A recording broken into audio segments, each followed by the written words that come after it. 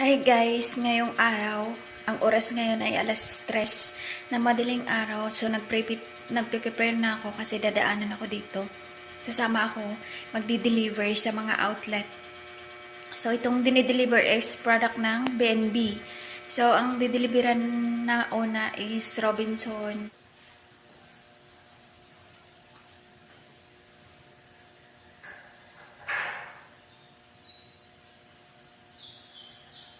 7 a.m. until so dumaan kami ng NLEX and then syempre dito na kami sa Petron ngayon.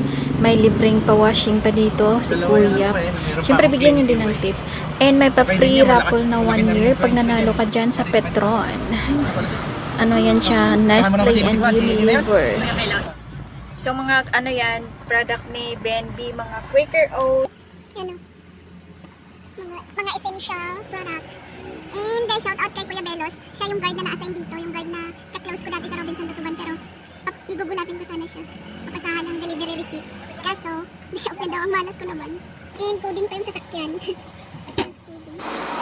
So, ayun na guys. Turno na namin. Tapos na yung Unilever. So, kanina may Nestle. Tapos na yung Unilever. Tapos na yung Unilever nag-deliver. So, BNB na naman. Tapos meron pa. Yun ang marami pang nakapila. So, turno na namin ngayon. At ayan, nag-start na si magbaba ng mga karga. Damit na ito. Puno. So, ayun na yung i-deliver namin yung mga naka-carton. So, pinahakot isa-isa papunta doon sa loob. Kaya ang hirap kasi maliit yung receiving nila. Wala. Si Kuya Belos pala ay dating guard na doon na-assign sa Robinson Tutuban sa may Divisoria. Ngayon nalipat siya dito sa Spark Place sa Cubao. So nagkataon dito yung delivery, sumama ako.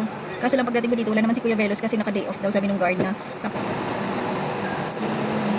Ginagawa pala nila. Kunin mo na yung item sa warehouse ng BNB.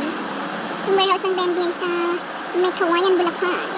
May Kawayan ba? I'm not sure if sa may Kawayan. Pero parang doon. Tapos kukunin na nila alas 12 ng madaling araw. Tapos diretso na yan sila ng mga outlet. Isang outlet. So, ngayon isang outlet lang pero marami. Yung tracking na business. Malaki din yung kita dyan sa tracking business. Sa isang araw malaki yung kita mo dyan.